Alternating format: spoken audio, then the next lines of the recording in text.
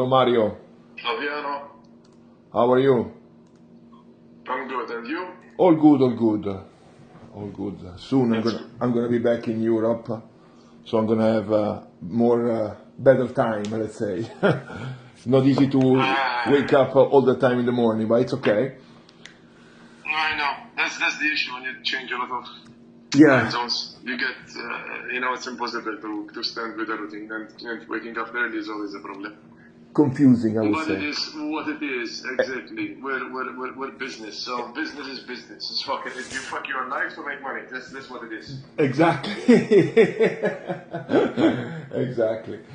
Okay, so let's talk about this issue. I collect some information actually about the player. Yes, it is true that the guy lost that amount of money. The guy deposited 4 million, almost 5 million, and withdraw 4,500,000 basically, $4.5 million. So yeah, he lost. Is about $500,000. It's an old case. The guy, we closed the account, etc., etc. Then we exchanged some we had contact with chat, etc., etc. But basically, yes, that's what it is. The guy is a U.S. citizen, but he always connect from Costa Rica, and we don't have. We don't think he use VPN. It seems correct. So it's self-ban, permanent, and restricted. Yeah, basically self-ban now. Yes, but the questions for me in relation to this player, because of course we have to see now the claims that there is, and basically the claims that there is, okay, he's allegating a lot of things, which some of them we don't give much of an importance because there is not exactly any regulation, but of course there are certain things they would still fall under specific regulation. So my first question will be, has he deposited everything with crypto or did he deposit in fiat? I think at the time everything was deposited in crypto because I think I mostly, but I need to confirm that. That I need to confirm, but most probably in crypto, let's say. Most probably in crypto, of course.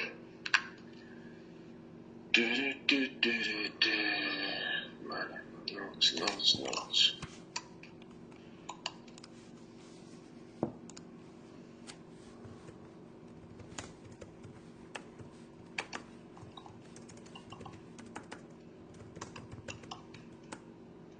So with regards to source of wealth and source of funds, have you done any checks on the client, like his KYC? Do you have his KYC? No, unfortunately, there is no KYC. That I think is the problem, correct? And that's the problem is that what happened is this, just for you to know. The problem is that this lawyer, LMS, this guy is collecting claims from players. And practically he is taking every company to court.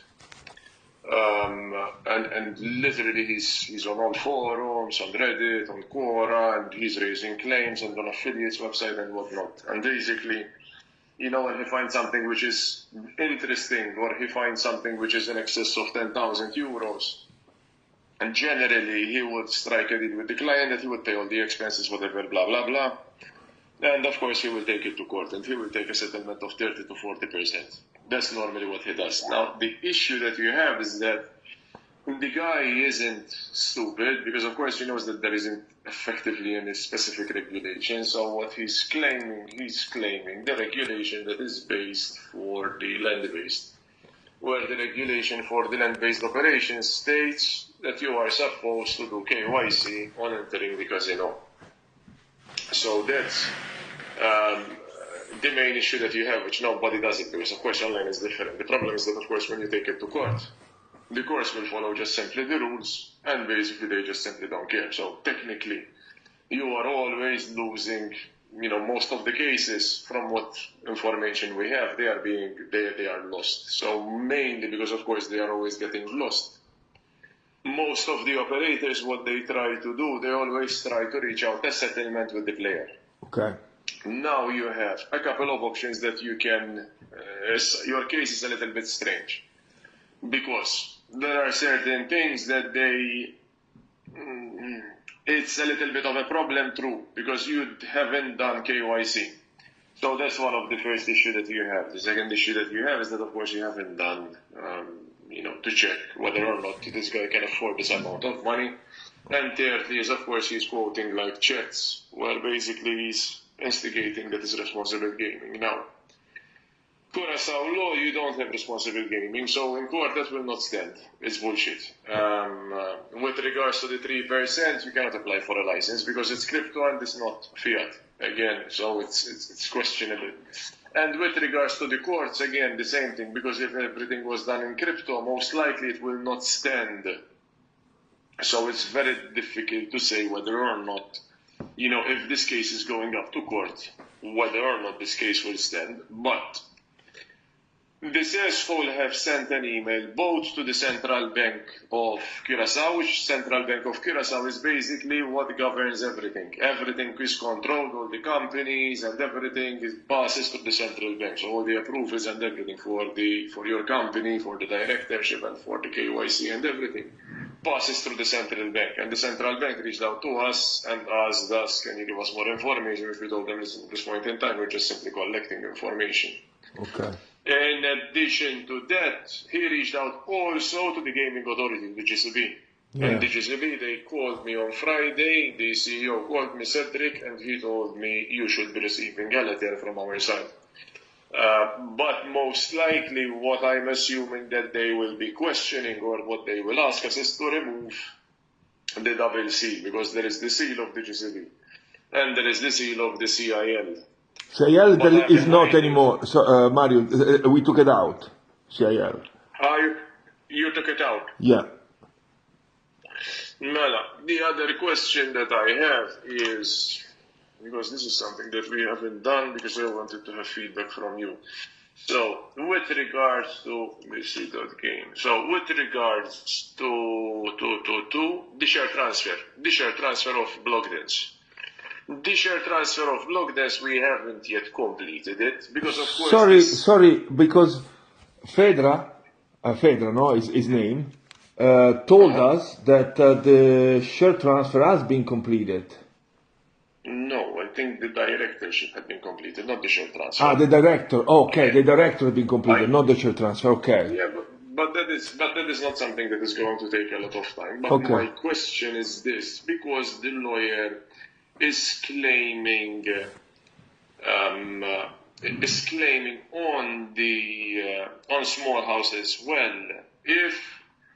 If Blockdance is going to be acquired, as you were saying, by small house, then there's going to be a direct relation. No, the idea now is to complete cancel to not have any relation between small house and Blockdance at the moment. What do you want to do? You want to wind down Blockdance? Most probably that's I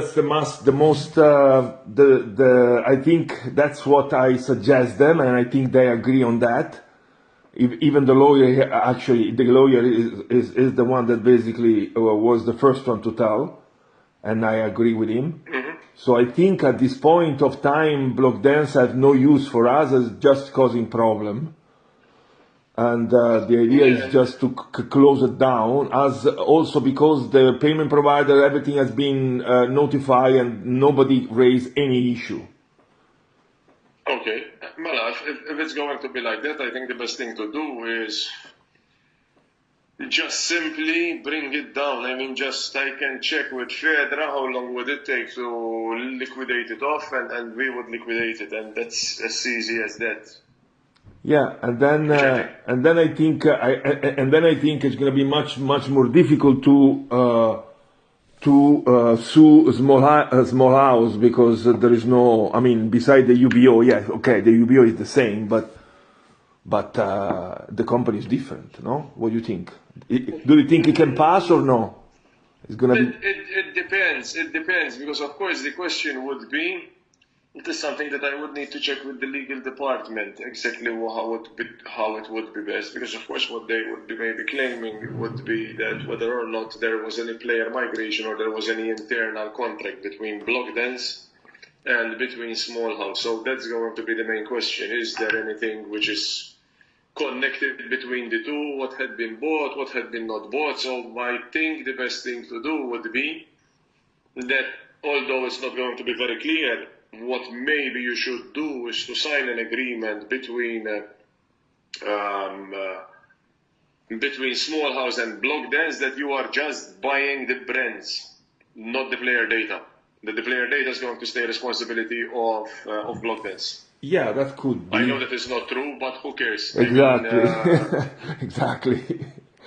Exactly. Because like that, if they are going to be claiming anything on Small House, then of course we can simply say, no, listen, even if we go to court, like, no, the players had not been migrated, we just bought everything, we bought the technology, we bought the domain, etc. Yeah, exactly. Exactly, and that's it, and it's sorted and out of the way. But let me have a call with the lawyer just to be sure.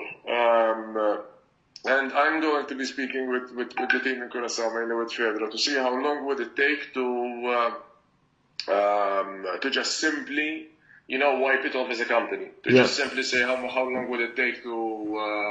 I think we can just simply do something even more simple. I think we can just simply have the director resign and have the director resign and have the address removed, and automatically the company will be deactivated like that. Okay. And there would be no one to sue. Exactly. Let me speak with them, and I'll get back to you on that one. Okay. I think that's the simplest way to do it. Okay. Thank you very much, Mario. Top. You're top. Welcome. Thank you. I'll talk to you later. Thank you. Bye-bye. Very much, Fabiano. Bye. Okay, ciao.